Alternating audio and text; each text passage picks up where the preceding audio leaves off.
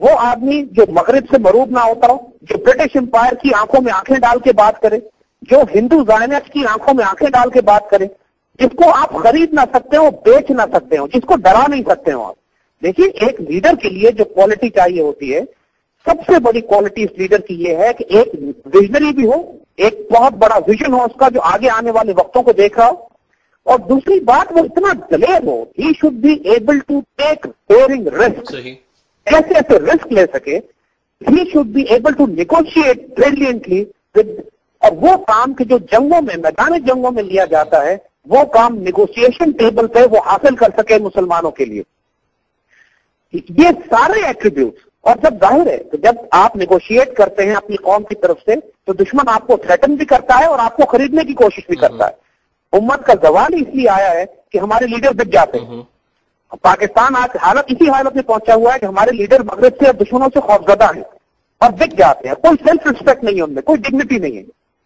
قائد اعظم میں وہ سارے ایٹریبیوٹ موجود تھے اور پر ایکسلا موجود تھے, یعنی اس قدر معراج پر موجود تھے کہ نہ ان کو ڈرایا جا سکتا تھا, نہ دھمکایا جا سکتا تھا, نہ خریدا جا سکتا تھا, نہ قائد اعظم کو آپ تھریٹن کر سکتے تھے کسی طرح. اور اس قدر آنریبل اور ڈگنیفائڈ اور اتنے عقل مند, اتنے سمجھدار کہ نیگوسیشنز میں برٹش امپائر کو ہرا دیا انہوں نے, نیگوسیشنز میں برٹش امپائر کو انہوں نے زچ کر کے رکھ دیا اور ہندوؤں کی تمام چالوں کو سمجھتے تھے.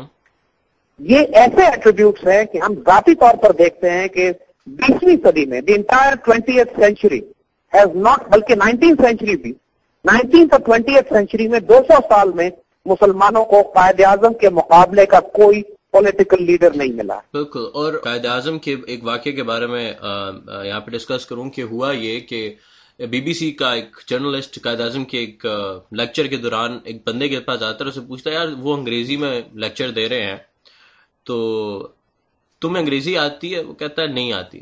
تو تمہیں کیا سمجھ آ رہی ہے؟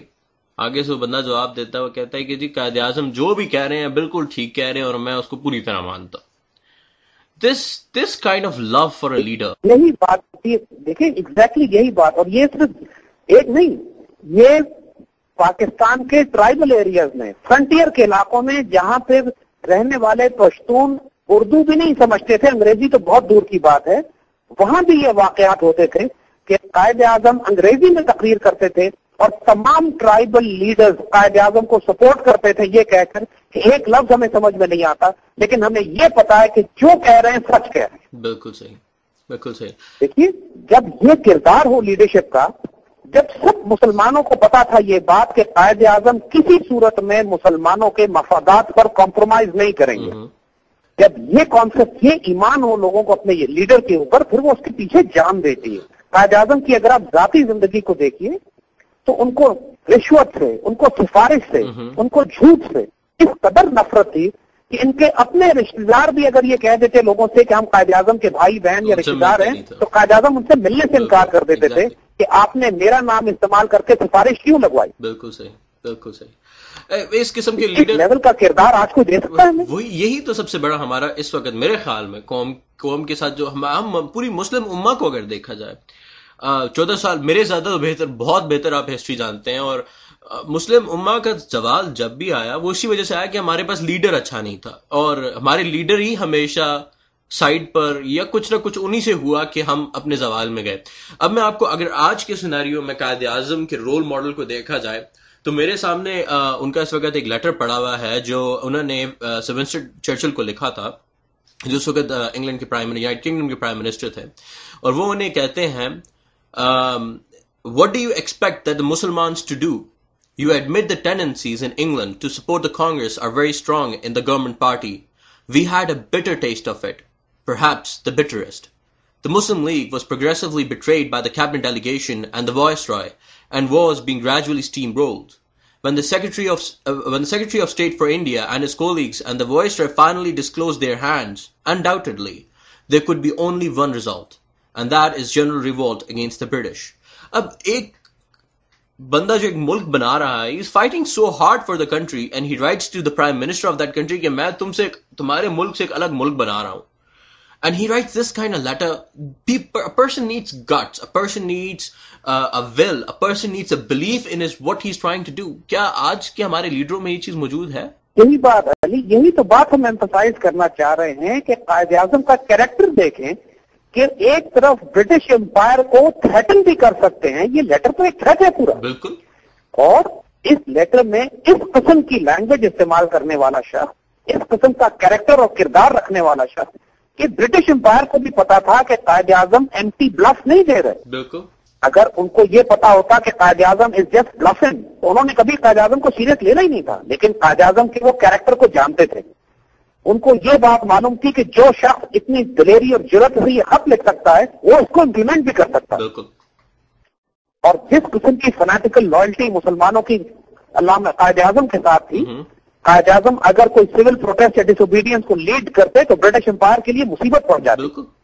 اور یہی تو وہ بارگیننگ ہے. یعنی اگر آپ قائد اعظم کے وہ سارے خطوط پڑھیے کہ جو انہوں نے برٹش امپائر سے نیگوشیشن کیے ہیں، آپ کو اندازہ ہوگا کہ ایک شخص جو خالی ہاتھ، جس کے پاس کوئی فوج نہیں ہے، کوئی ملٹری پاور نہیں ہے، کوئی ملک نہیں ہے، ایک طرف برٹش امپائر ہے، ایک طرف ہندو اکثریت ہے، اس کے بیچ میں سے صرف نیگوشیٹ کر کے، یعنی دس is the strength of Quaid Azam کہ انہوں نے ایک ملک نیگوسیشنز کی بنیاد پر چھینا.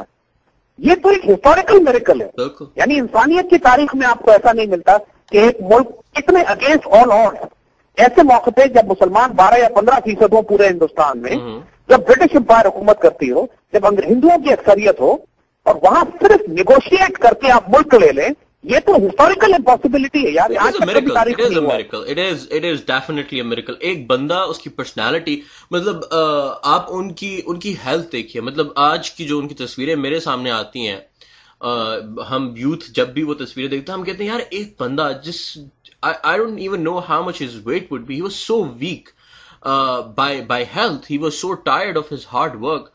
لیکن ان کا مائنڈ اور ان کا بلیف اتنا اسٹرانگ تھا کہ he got Pakistan out. He got Pakistan from his biggest enemies and he was in minority. He was the weakest person. اور اسی چیز کو اگر میں آج کے اس دور میں دیکھوں، ہمارے ملک میں کیا لوگوں کا بلیف ختم ہو گیا؟ کیا ہماری قوم کا، ہمارے نوجوانوں کا، ہمارے بزرگوں کا اس ملک اور اس قوم کے ساتھ پیار، اس اتنے مشکل سے حاصل کیے اس ملک کے ساتھ پیار ختم ہو گیا کہ آج ہم نہ تو کچھ کہہ سکتے ہیں نہ کچھ کر سکتے ہیں؟ جبکہ آج ہمارے پاس زیادہ ہیلتھ ہے 1947 کے مقابلے میں، آج ہمارے پاس زیادہ پاور ہے. We are a nuclear nation. وی آر a big huge thing. We matter. We are a strategically important country. اگر ہم انکار کر دیں دنیا کا تیل بند ہو جائے. اگر ہم انکار کر دیں امریکہ افغانستان میں جنگ نہ لڑ سکے. Why? Still why? That's what my question is. کیوں؟ آخر کیوں ہم نہیں کر سکتے؟ ایک سمپل کوشچن، سمپل بات، اس کا آنسر ایک لفظ میں ہے. Our leaders do not have dignity. بے شرم بغیرت لوگ ہیں، نہ عزت ہے نہ سیلف ریسپیکٹ ہے. جب خود عزت نہیں ہوتی تو آپ نہ قوم کو اپنی عزت دیتے ہو نہ قوم کی عزت کی حفاظت کرتے ہو. ہمارا کوئی پرابلم نہیں ہے. I totally agree with you. We are an Islamic nuclear power. اس قدر پوٹینشیل، اس قدر منرل ویلتھ، اس قدر ایگریکلچر، اس قدر پانی، اس قدر ریسورسز ہمارے پاس ہیں کہ صرف ہم کو اللہ کے فضل سے قائد اعظم نے پاکستان اس وقت بنایا when he had nothing. Exactly. He had no state. He had no military. He had no economy. All he had was his mind and blessing of Allah subhanahu wa ta'ala and spiritual force of Allama Iqbal behind him. That's it. Exactly. آج ہمارے پاس سب کچھ ہے. آج ہمارے پاس علامہ اقبال آج بھی ہیں. What we need to do is کہ ہم کو اقبال کی آئیڈیالوجی کو ریوائز کرنا ہے at war footing. کوئی پاکستانی جو آج پاکستان سے پیار کرتا ہے اس سے ہم کہیں گے اقبال کو ریوائز کرو، دوبارہ پڑھو اقبال کو. وہ کیا بات، اقبال کا کلام میجیکل ہے. آپ اس کو ایک دفعہ پڑھو گے، ایک دفعہ سمجھو گے، آپ ایب نارمل ہو جاؤ گے. آپ نارمل دنیا میں زندگی نہیں گزار سکو گے. پھر you will bring a revolution. I tell you. میں اگر میں آپ کی اس بات سے ایگری بھی کر جاؤں، اقبال نے اور کہ اقبال کو پڑھنا چاہیے، سمجھنا چاہیے. Playing a devil's advocate right now. Okay, ہمارے قوم اور ہماری ملک کے لوگوں میں تعلیم تو ہے نہیں، وہ عام اخبار اٹھا کے نہیں پڑھ سکیں گے. 40% of our people are illiterate. وہ اخبار نہیں پڑھ سکتے. تو انہیں اقبال کی وہ پائس شاعری، وہ جس کے ایک شعر کے اندر پوری انہوں نے ہسٹری کو بند کر کے رکھ دیا ہے، وہ کس طرح ہم لوگوں کو سمجھائیں گے؟ لوگ کس طرح اس کے پاس جائیں گے؟ اگر میں this is the last part of our show today. And in last 15-20 minutes we're going to to talk about this point exclusively. آج